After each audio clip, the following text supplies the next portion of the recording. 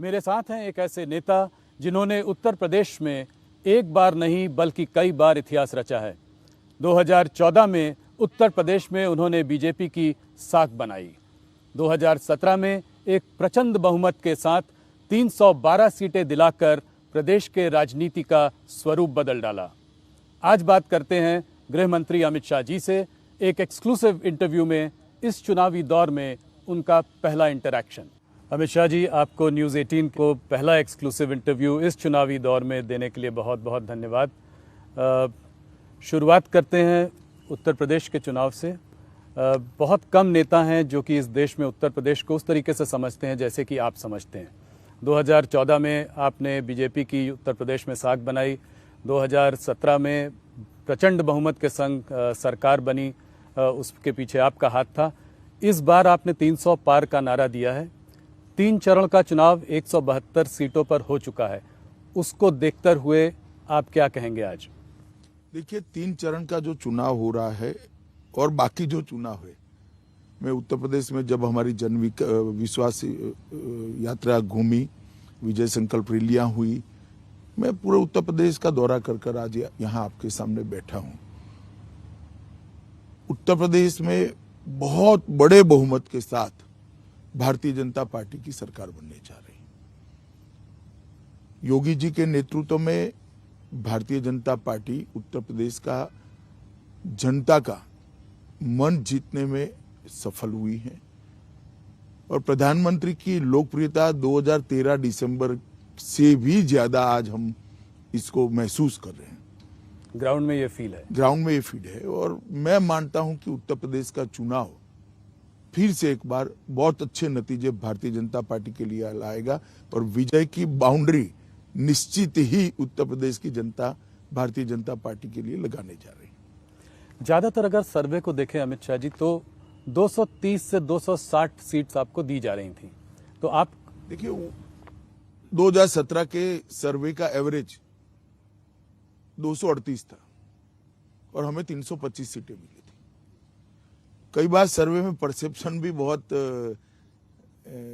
महत्व रखता है, क्योंकि सारे सर्वे करने वाले अपनी क्रेडिबिलिटी को सर्वे के साथ जोड़ते हैं और दूसरा, जो सर्वे करने वाले को भी जनता बताती है वो हमेशा सच हो वो जरूरी नहीं। ढेर सारे कंसिडरेशन होते हैं, कौन आया है, कहां से आया है, कुछ मालूम नहीं है।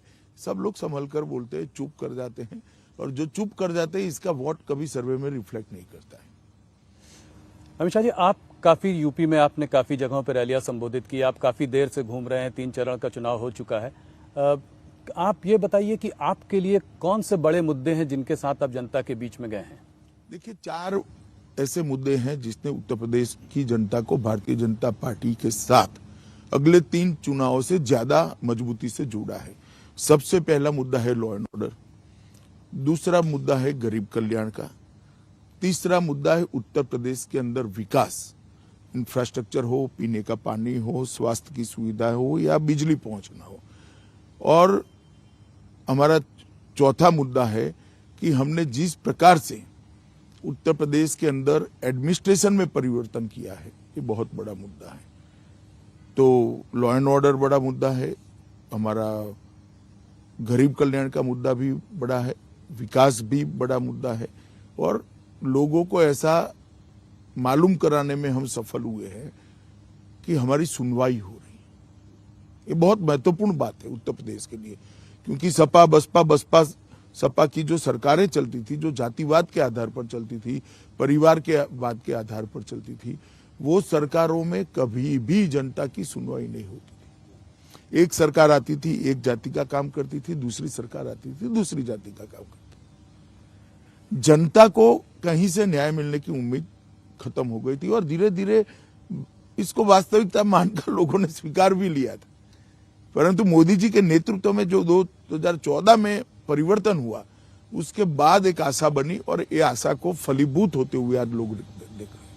तो सबसे बड़ा मुद्दा आप लॉ एंड ऑर्डर का मानते हैं, सुरक्षा का मानते हैं? मैं उत्तर प्रदेश में लगभग 2013 की मई से लेकर 2000 की काउंटिंग तक कार से हर जिला छोड़ दीजिए, हर ब्लॉक तक लगभग गया हूँ। कोई सोनभद्र के 1-2 ब्लॉक छूट गए हो, हर ब्लॉक तक मैं गया हूँ। मैं आपको बता सकता हूँ, उत्तर प्रदेश के अंदर थाने में जाते ही एफआईआर रजिस्टर हो जाएगा, इसको कल्पना मानी जा सकती। सपा आती थी तो एक धर्म विशेष के लोगों को कुछ भी करने का अधिकार होता था। पश्चिम में किसानों के घर के सामने बांधी हुई भैंसे छोड़कर ले जाते थे, किसान उफ नहीं कर पाता। हमने स्थिति देखी है। मेरठ से कई सारे लोगों ने दिल्ली में किराए के फ्लैट लेकर बच्चियों को यहां पढ़वाना शुरू किया था, वहां से पलायन हो रहा था। करोड़ों रुपए की लोगों की भूमि गुंडे कब्जा कर बैठ गए थे। आज योगी जी की सरकार बनने के बाद डकैती के अंदर 72% की कमी आई, लूट के अंदर 62% की कमी आई, अपहरण के अंदर 29% की कमी आई और बलात्कार के मामले में 50% की कमी। ये बहुत बड़ा मुद्दा उत्तर प्रदेश के। आज एक ही समय ऐसा है जब आजम खान, अतीक अहमद और मुख्तार अंसारी तीनों जेल में। उत्तर प्रदेश की जनता ये सोच नहीं सकती जी कि जो उनको परेशान करने वाले थे बेचारे बनकर आज जेल की रोटियां तोड़ रहे और वो एक चैन की सांस ले रहे। एक भी जिले में कोई बाहुबली नहीं है, एक भी जिले में कोई माफिया नहीं है। हर जनपद में माफिया हुआ करते थे और लगभग 2000 करोड़ की संपत्ति जी सरकारी संपत्ति से, गरीबों की संपत्ति को अलग से 2000 करोड़ की संपत्ति ये माफियाओं ने कब्जाई थी। इसको हमने मुक्त कराने का काम किया। मैं मानता हूं ये बहुत बड़ी उपलब्धि, जनता इसको एक्नॉलेज कर रही है। आज कानपुर शहर में रात को 12 बजे मैंने बच्चियों को स्कूटी पर जाते हुए देखा है, मन को बड़ा संतोष होता है। मैं कुछ दिन पहले की बात करता हूं जी। मैं एक होटल में ठहरा था, उसकी खिड़की से रात को 12 साढ़े 12 बजे मैं रोड देख रहा था। कई बच्चियां स्कूटी लेकर कानपुर में रात को 12 बजे अकेली जा रही थी। तो मैं मानता हूं ये बहुत बड़ा मुद्दा है और जनता इसको एक्नॉलेज कर रही है और वोट में कन्वर्ट भी हो रहा है। तो ये लॉ एंड ऑर्डर का मुद्दा बहुत बड़ा है। अभी जो है प्रधानमंत्री ने एक टेररिज्म का मुद्दा उठाया है। आज हरदोई से उन्होंने बोला, अभी अहमदाबाद में ब्लास्ट केस हुए तो उसमें 38 लोगों को फांसी की सजा और करीब 11 लोगों को आजीवन कारावास हुआ है। आज उन्होंने हरदोई से इस बात को उठाया और उन्होंने कहा कि सपा और बासपा के राज में इन टेररिस्ट लोगों को छोड़ दिया जाता था। नहीं, 11 ऐसे मामले हैं जी सपा बसपा के राज में जिसमें पोटा और यूएपीए लगाया था, उसको विड्रॉ कर लिया गया, जिसमें संकट मोचन के बम ब्लास्ट से लेके बहुत सारे मामले सेंसिटिव टाइप। आप देश की सुरक्षा के लिए क्या सोच रखते हो, उसका जवाब उत्तर प्रदेश की जनता को सपा बसपा ने देना पड़ेगा।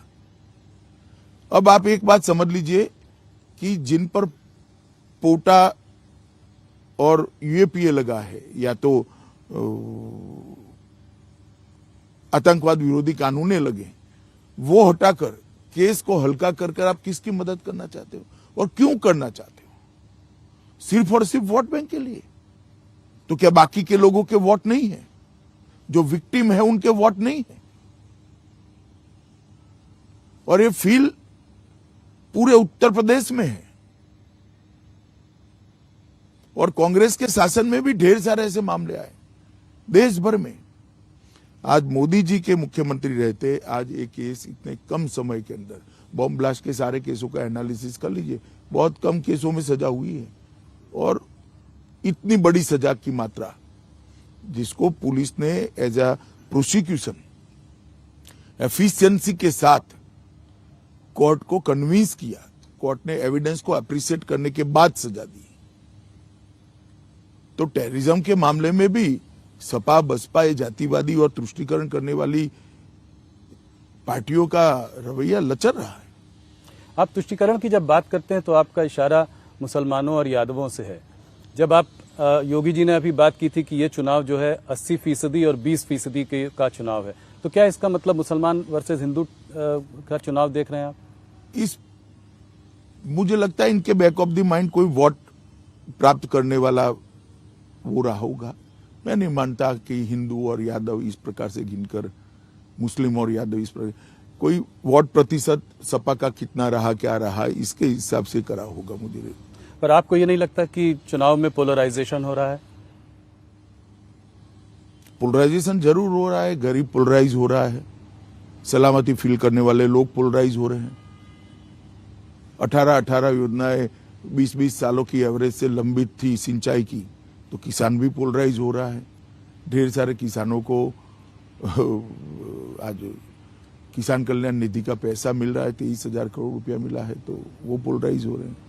तो पोलराइजेशन तो मैं ढंग से देख रहा हूं। पर हिंदू मुसलमान पोलराइजेशन नहीं देख रहे हैं। देखिए,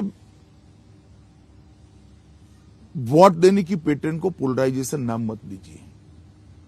हमारी ओर से हमने कोई कसर नहीं की। जो लाभ प्राप्त करने के लिए जिनका अधिकार था वो सभी को हमने लाभ दिया है, फायदा दिया है, irrespective of caste and community, irrespective of religion. धर्म और जाति को आपने उसमें कभी जरा भी नहीं। प्रधानमंत्री जी की हर योजना में मैं बताता हूं, हमने उत्तर प्रदेश के अंदर 1,67,00,000 माताओं को गैस दिया है। इसमें सब लोग हैं जी, सब लोग हैं। 2,62,00,000 घरों में शौचालय नहीं थे, आप कल्पना कर सकते हैं जी। 2,62,00,000 घरों की माताएं कितनी शर्म हर रोज सुबह महसूस करती हो। आज वो सम्मान के साथ अपने घर में ही जी रही। प्रधानमंत्री मातृवंदना योजना का 40 लाख माताओं को फायदा हुआ। 1,41,00,000 घर ऐसे थे जिसमें यूपी में आजादी के 70 साल के बाद बिजली का लट्टू भी नहीं था, कनेक्शन ही नहीं था। 1,41,00,000 घरों में बिजली पहुंचाने का काम नरेंद्र मोदी जी ने किया है। 2,68,00,000 एलईडी के लट्टू बांटे गए हैं। गरीब कल्याण अन्न योजना के तहत यूपी के 15 करोड़ गरीबों को 2 साल से प्रति व्यक्ति 5 किलो प्रति माह हम अनाज फ्री ऑफ कॉस्ट दे रहे हैं। इसके अंदर योगी जी ने दलहन को ऐड किया, तेल को ऐड किया, नमक को ऐड किया और एक संपुट बनाकर गरीबों के लिए दिया है। 42 लाख से ज्यादा लोगों को आवास देने का काम हुआ है। 42 लाख ऐसे लोग जी। और हमारा संकल्प पत्र हम लेकर आए हैं कि 2024 तक हम एक भी व्यक्ति ऐसा नहीं रखेंगे जिसके पास घर नहीं होगा। स्वनिधि योजना के तहत लगभग 8,80,000 स्ट्रीट वेंडर को लोन देने का काम भारतीय जनता पार्टी की योगी सरकार ने किया। मोदी जी ने जितनी भी योजनाएं बनाई गरीब कल्याण के लिए, देश भर के लिए बनाई जी, उसको घर घर तक पहुंचाने का काम उत्तर प्रदेश के मुख्यमंत्री योगी आदित्यनाथ ने किया है। आप मुझे बता रहे थे कि योगी आदित्यनाथ जी ने यूपी में जैसा काम किया है और स्टेट से कहीं अच्छा है। बहुत अच्छा है। मैं आपसे इसी रिलेटेड सवाल एक पूछना चाहता हूं। मैंने योगी जी से भी ये सवाल पूछा था कि सबका साथ सबका विकास बात करने वाली पार्टी मोदी जी का ये नारा है, आपका नारा है, योगी जी का नारा है। ये जब टिकट वितरण करती है तो मुसलमानों को टिकट क्यों नहीं देती? भारतीय जनता पार्टी का मुसलमानों से क्या रिश्ता है? देखिए, भारतीय जनता पार्टी का जहां तक मुसलमानों का रिश्ते का सवाल है, सरकार का भारत के नागरिक के साथ और एक जिम्मेदार राजनीतिक दल के भारत के नागरिक के साथ होना चाहिए, वो ही रिश्ता हमारा है। मगर चुनाव में कौन वोट देता है वो भी तो देखना पड़ता है। तो आप ये कह रहे हैं कि ये एक राजनीतिक आपकी मजबूरी है? मजबूरी नहीं है, ये राजनीतिक शिष्टाचार है। चुनाव जीतना भी जरूरी है, इस वजह से इस तरीके की निश्चित रूप से जी। उसके बाद अगर उनके कल्याण में कहीं भेदभाव हो तो कोई आरोप कर सकता है। सरकार संविधान के आधार पर चलती है और सरकार जनता के वोटों से चुनकर आती है, जो देते हो उसे। तो राजनीतिक प्रतिनिधित्व तो इसके साथ ही जुड़ा हुआ है। ये मुजफ्फरनगर और कैराना में आज भी आपको लगता है पलायन का मामला काफी बड़ा मुद्दा है? आपको लगता है कि परिस्थितियां मुद्दा तो आज भी है जी। मगर अब मुद्दा ये है कि जो आए हैं वो शांति से जी रहे हैं और जाना नहीं पड़ रहा है। तो परिस्थितियां बहुत बदली हैं परिस्थितियां। देखिए, सबसे बड़ी उपलब्धि भारतीय जनता पार्टी की, योगी सरकार की उपलब्धि ये है कि उत्तर प्रदेश में राजनीति का अपराधीकरण हो गया था और एडमिनिस्ट्रेशन का राजनीतिकरण हुआ था।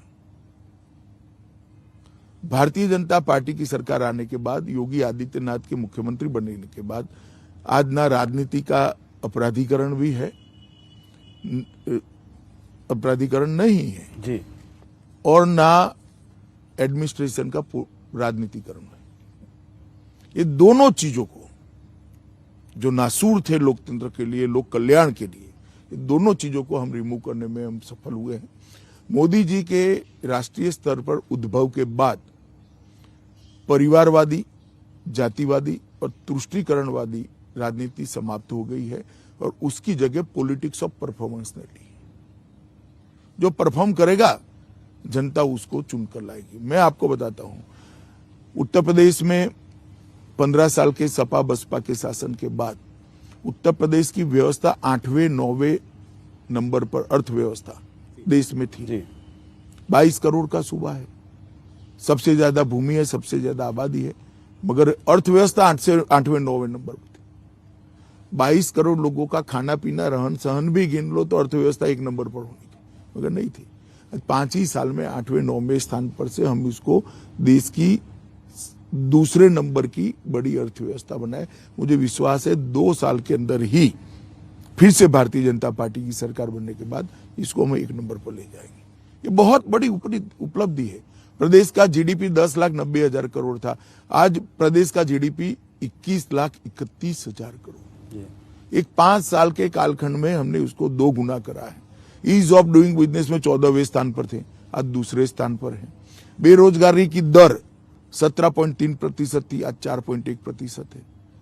और लगभग 1,61,00,000 नौकरियों के, रोजगार के नए मौके जनरेट हुए। ये बहुत बड़ी उपलब्धि है भाई। नहीं, आपने ये आंकड़े बताए तो अखिलेश जी कहते हैं कि भारतीय जनता पार्टी मुद्दों से भटक रही है, बात करती है तुष्टीकरण की, जबकि बात करनी चाहिए महंगाई और बेरोजगारी। देख ही लेंगे इंटरव्यू, अखिलेश जी आंकड़ों के आधार पर इसका जवाब दे जी कि हम मुद्दों से भटके हैं या वो भटके हैं। महंगाई का मामला भी वो उठाते हैं।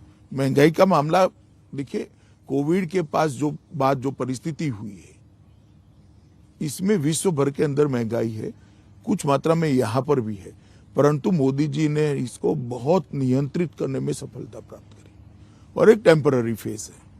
मोदी सरकार के 7.5 साल का कालखंड देख लीजिए, 6 साल तक महंगाई को हमने नियंत्रित कर रखा है।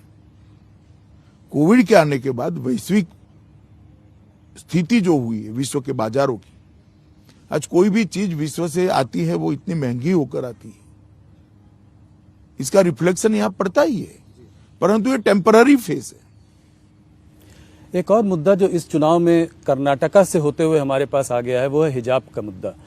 क्या आप मानते हैं कि मुसलमान लड़कियों के लिए ये हिजाब का मुद्दा जायज़ मुद्दा है? क्या रिलीजियस राइट्स जो हैं वो इंस्टीट्यूशंस में, मतलब स्कूल्स में, इंस्टीट्यूशंस में इनका एक प्राथमिकता होनी चाहिए, वो ओवरराइड कर सकती हैं? देखिए, मेरा व्यक्तिगत मानना है जी कि स्कूल के ड्रेस कोड को सभी धर्म के लोगों ने अपनाना चाहिए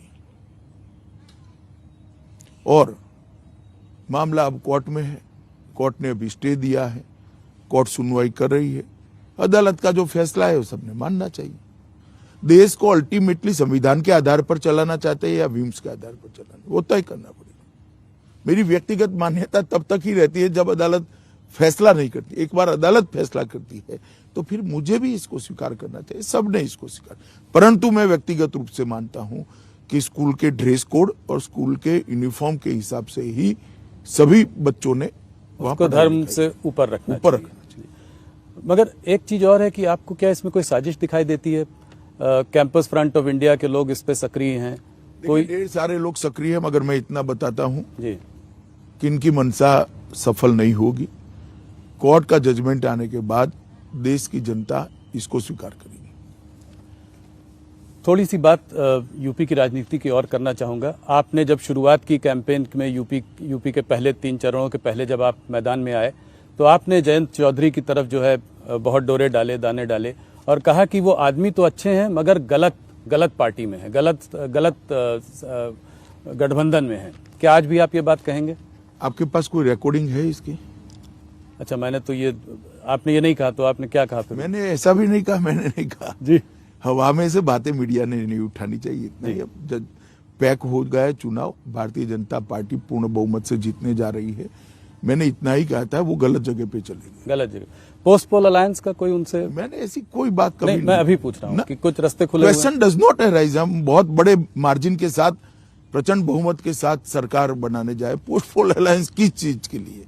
हमारा प्री पोल अलायंस है 2 पार्टियों के साथ जी, और हमारी परंपरा है कि हम बहुमत स्वतंत्र रूप से भी पाते हैं तो एनडीए के साथ ही हमारी सरकार में होते हैं और हमें किसी की जरूरत ही नहीं पड़ने वाली। हम पूर्ण बहुमत के साथ, प्रचंड बहुमत के साथ जीतने वाले हैं। कुछ लोग जो आपको छोड़कर गए, 3 मंत्री और कुछ एमएलए, उन लोगों ने इस चुनाव को दूसरा कलर देने की कोशिश की। उन्होंने कहा ये चुनाव 80-20 नहीं 85% वर्सेस 15% का है, बैकवर्ड वर्सेस फॉरवर्ड। ये चुनाव में 100% मतदाताओं का महत्व है जी, परंतु मैं मानता हूं कि जो छवि बनाई जा रही थी कि पिछड़ा समाज में बिखराव है, मैं 3 चरण में घूमकर आ रहा हूं। मैं बताता हूं, मोदी जी की गरीब कल्याण योजनाओं ने ये चुनाव का पूरा चित्र बदल दिया है। तो आप कह रहे हैं लॉ एंड ऑर्डर के अलावा ये बहुत बड़ा मुद्दा रहा है। दोनों मुद्दे, लाभार्थी आपके दोनों, हमारे लाभार्थियों का जो स्केल है जी, वो चुनाव को बदलने के लिए बहुत महत्वपूर्ण है और स्पष्ट दिखाई पड़ता है। 70 साल तक मेरे घर में किसी ने कोई सुविधा नहीं बढ़ाई। मोदी जी ने 5 लाख का कार्ड भी दे दिया, जिससे 5 लाख तक का सारा खर्चा मेरे हेल्थ का बिल आज भारत सरकार चुका रही। ये बहुत बड़ी बात है भाई। तो आप कह रहे हैं कि चुनाव धर्म और जात से ऊपर उठ सकता है इस बार? उठा हुआ ही है। तो फिर धर्म और जात की इतनी बात क्यों हो रही है? हर भाषण में धर्म और हर बात। एक ट्रेडिशन पड़ी थी कांग्रेस के जमाने से, सपा बसपा ने उसको और गहराया, कुछ बार सफल भी हुए थे पास्ट में जी। मगर अब मुझे लगता है धीरे धीरे ये कम होता जा रहा है। अगर थोड़ा सा आंकड़ों पे एक नजर डालें तो आप जब पिछले चुनाव में 40% से ज्यादा वोट आपको मिले थे, बाकी बीएसपी और एसपी को कुछ 22 के आसपास दोनों को वोट शेयर था। अगर इस बार अगर आप देखें तो मुसलमान का ऐसा लगता है कि बाइपोलर कॉन्टेस्ट है, 2 ही मतलब मुसलमान कंसोलिडेट होगा समाजवादी पार्टी के साथ, साथ में उनके संग यादव भी हैं, कुछ और जातियां भी जुड़ रही हैं, जैसे राजभर हो गए, जाट भी शायद थोड़ा बहुत इधर उधर छिटक सकते हैं। तो अगर आप इस पूरे समीकरण को देखें तो कुछ चित्र बदलता हुआ दिखाई देता है। देखिए मैं तो मानता हूं हर चुनाव अलग होता है, हर चुनाव के डायनेमिक्स और इसकी गिनतियां भी अलग होती है, परंतु आप जो कह रहे हैं तो मैं इससे बाद वाले एक चुनाव में कह रहा हूं आपको।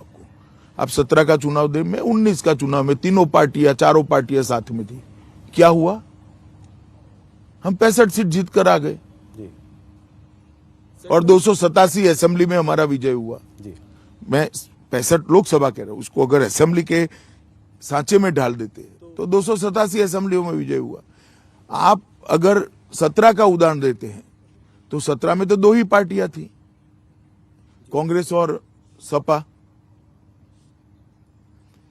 19 में सपा, बसपा, कांग्रेस और आरएलडी चारों इकट्ठा हुए थे जी। हम 287 असेंबली सीटों पर जीते थे, 65 लोकसभा जीते थे। पॉलिटिक्स ऐसे नहीं चलती, 1+1 2 नहीं होता, कई बार 11 भी हो जाता है जी।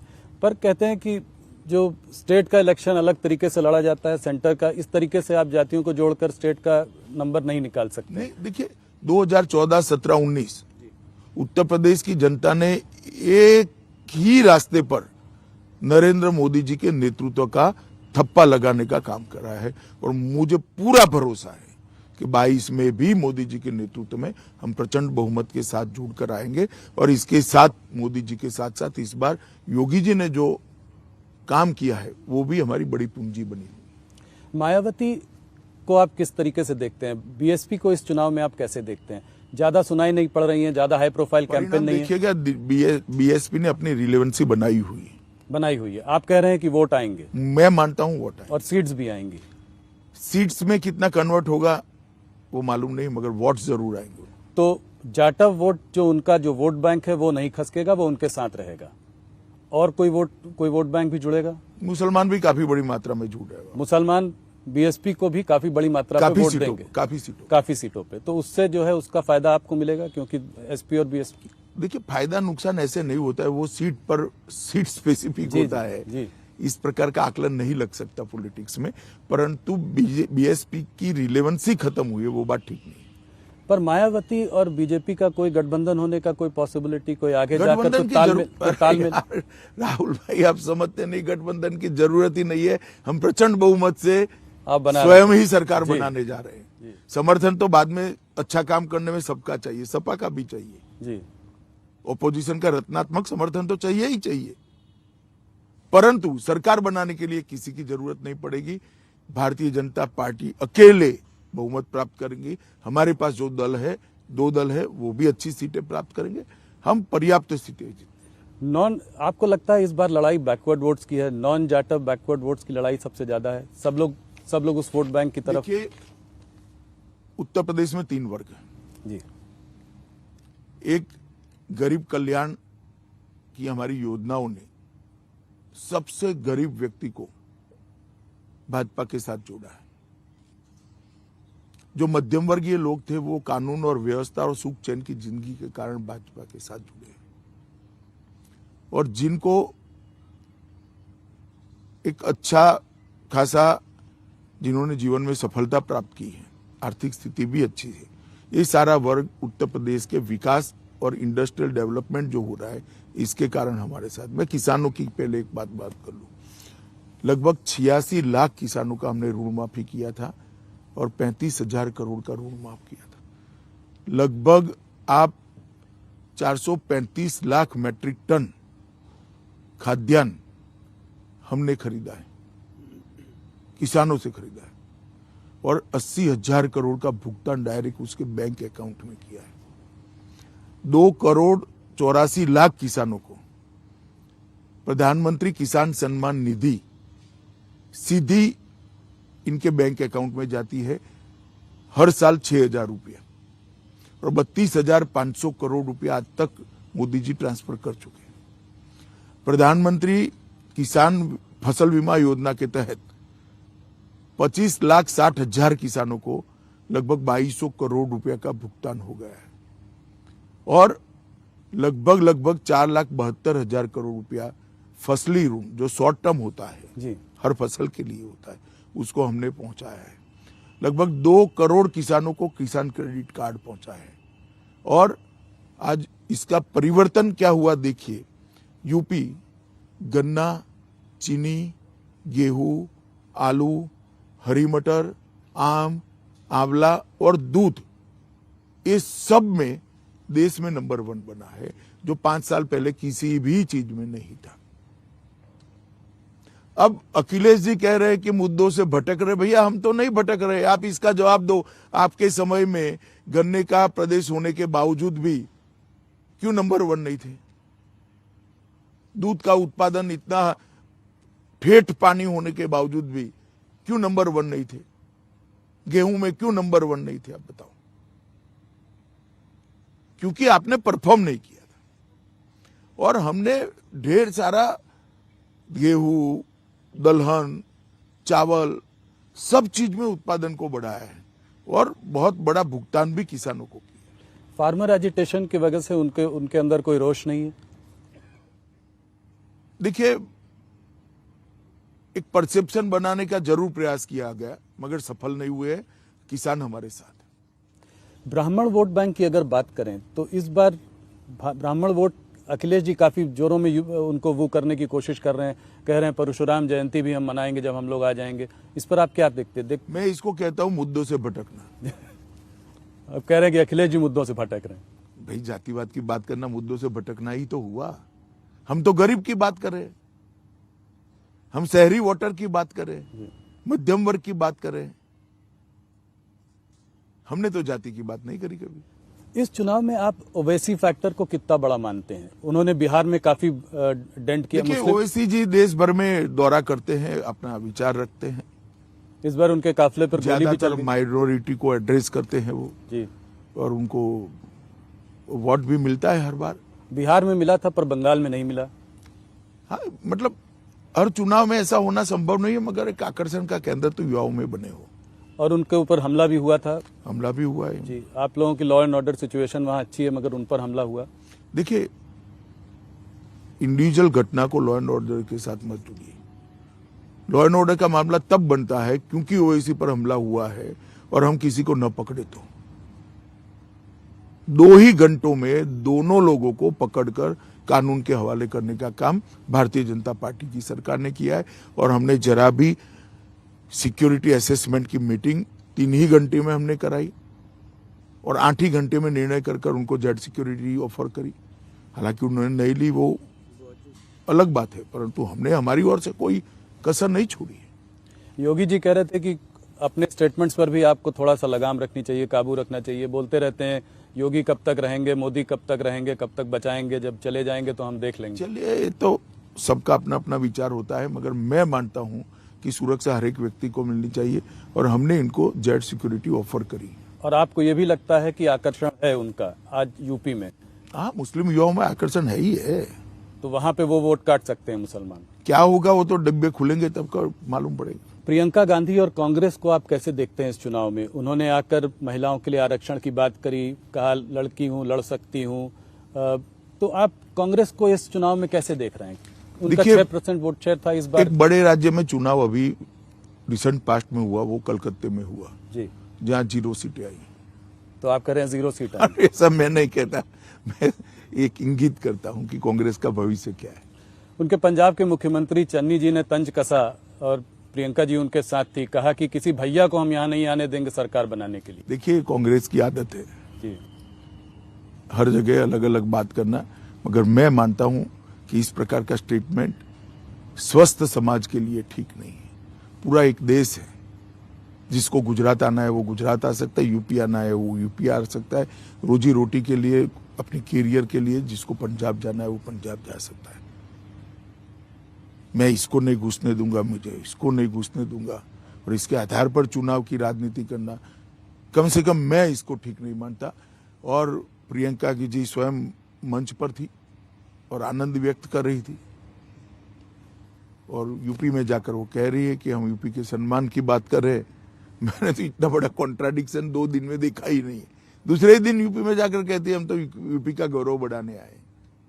मैं आपके बहुत सारे रैली से आपके भाषण सुन रहा था। आप बालाकोट की बात अक्सर किया करते हैं। आप कहते हैं कि मोदी जी के आने के बाद देश सशक्त हुआ है, हम लोगों ने हमने मुंह तोड़ जवाब दिया पाकिस्तान को।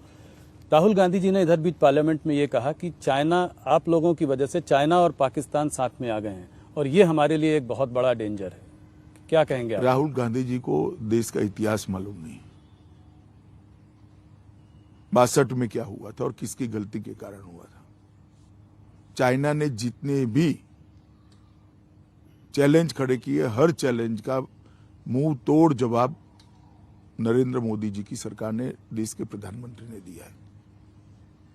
चाहे गलवान घाटी का हो जी, चाहे पूर्व में हो, हर जगह पे भारत ने अपना स्टैंड मजबूत रखा है। भारत की सीमा और भारत के सार्वभौमत्व को मोदी जी ने अक्षुण्ण रखा है। मगर पड़ोसी के साथ इस प्रकार की भाषा मैं नहीं मानता कोई जिम्मेदार राजनेता ने बोलनी चाहिए। और मैं छोटी सी बात राहुल गांधी जी को पूछना चाहता हूं, आप पार्लियामेंट में तो ऐसा भाषण कर रहे हैं, मगर विदेश विभाग के सारे प्रोटोकॉल तोड़कर चाइनीज डेलीगेशन को मिलकर क्या गुफ्तगू करते हैं। अब इस प्रकार से वक्तव्य सुनते हैं तब लगता है कि कहीं ना कहीं एक संजीदा पॉलिटिक्स, जिसको कहते हैं गंभीर प्रकार की राजनीति की अभाव और एक प्रकार से रिक्तता खड़ी होती जा रही है। आपने योगी जी की बहुत प्रशंसा की। योगी जी मुख्यमंत्री हैं, आपके पार्टी का उत्तर प्रदेश में चेहरा है। चाहे सीट कितनी भी आए, क्या आप कह सकते हैं कि मुख्यमंत्री वही बनेंगे? निश्चित रूप से उनके नेतृत्व में ही हम चुनाव लड़े, वही बनेंगे, चाहे जो भी, अगर आपकी बहुमत आएगी तो। कुछ नहीं, बहुमत है ही नहीं भाई, तुम मानकर चलो प्रचंड बहुमत के साथ नहीं, वो तो प्रचंड आएगी तो अच्छा है, मगर अगर नहीं भी आए तो वो मुख्यमंत्री हर हाल में वही मुख्यमंत्री। एक दो सवाल थोड़ा यूपी से हटकर सीएए पे बात करना चाहूंगा। नहीं, मैं सबसे पहले यूपी की शिक्षा व्यवस्था के बारे में जरूर चाहता हूं। जी, यूपी एक ऐसा प्रदेश है जहां देश के सबसे ज्यादा युवा बसते हैं।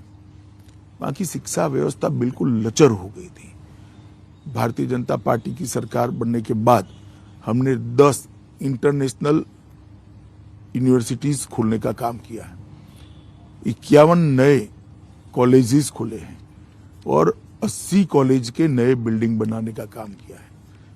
पहले 12 मेडिकल कॉलेज थे, अब 40 मेडिकल कॉलेज है। पहले 1900 मेडिकल सीटें थी, अब 4200 मेडिकल। 28 इंजीनियरिंग कॉलेज खुली है, 26 पॉलिटेक्निक कॉलेज खुले, 771 कस्तूरबा विद्यालय खुले जिससे बच्चियों की शिक्षा को आगे बढ़ाया जा सके। और एक प्रकार से यूपी के हर जनपद के अंदर, चाहे मेडिकल शिक्षा हो, चाहे इंजीनियरिंग की शिक्षा हो, चाहे रोजगार संबंधित शिक्षा का वातावरण बनाना हो, चाहे ट्रेडिशनल कोर्सेज हो, ये सब जगह पे शिक्षा के माहौल के अंदर बहुत बड़ा परिवर्तन लाने का हमने काम किया है। और इसके कारण युवाओं में एक नई आशा जगी है और ढेर सारी युवा देखता है कि भाई केन बेतवा 2 पीढ़ी से सुनते थे, कभी होती नहीं थी। मोदी जी ने 44,000 करोड़ रुपए की केन बेतवा को कर दिया। इंफ्रास्ट्रक्चर के अंदर उत्तर प्रदेश के अंदर ढेर सारे बदलाव हुए। 5 एक्सप्रेसवे बना दिए हैं, 8 इंटरनेशनल एयरपोर्ट बने हैं, टोटल 12 एयरपोर्ट बन गए हैं। 70,000 किलोमीटर रोड का चौड़ीकरण या तो सुदृढ़ीकरण किया गया है। 7,000 किलोमीटर ग्रामीण सड़कों को बनाया गया है। ये सारी चीजें आज भारतीय जनता पार्टी की, हम 5 एक्सप्रेसवे, मतलब अखिलेश जी कहते हैं कि ये सब एक्सप्रेसवे तो हमारे समय में बन रहे थे, इसका क्रेडिट योगी जी लेना चाह रहे हैं। ये अखिलेश जी कोई नक्शा बता दे पहले, एक छोड़कर। और अब ये 5 एक्सप्रेसवे के साथ राज्यों के रोड्स को जोड़ने का, हर जनपद को जोड़ने की भी हम शुरुआत कर रहे हैं। तो एक इंफ्रास्ट्रक्चर और एजुकेशन, ये दोनों में जो परिवर्तन आया है, इससे युवाओं की आशाएं बहुत जगी है, एक आत्मविश्वास जगा है और कुछ कर दिखाने का जोम भी बढ़ा है। और मैं मानता हूं कि उत्तर प्रदेश का युवा अगर देश के विकास के साथ जुड़ता है तो समग्र देश के लिए बहुत अच्छा है। अमित शाह जी, पंजाब की अगर और थोड़ा सा देखें, उसके चुनाव की तरफ थोड़ा नजर डालें, वहां पे मतदान हो चुका है।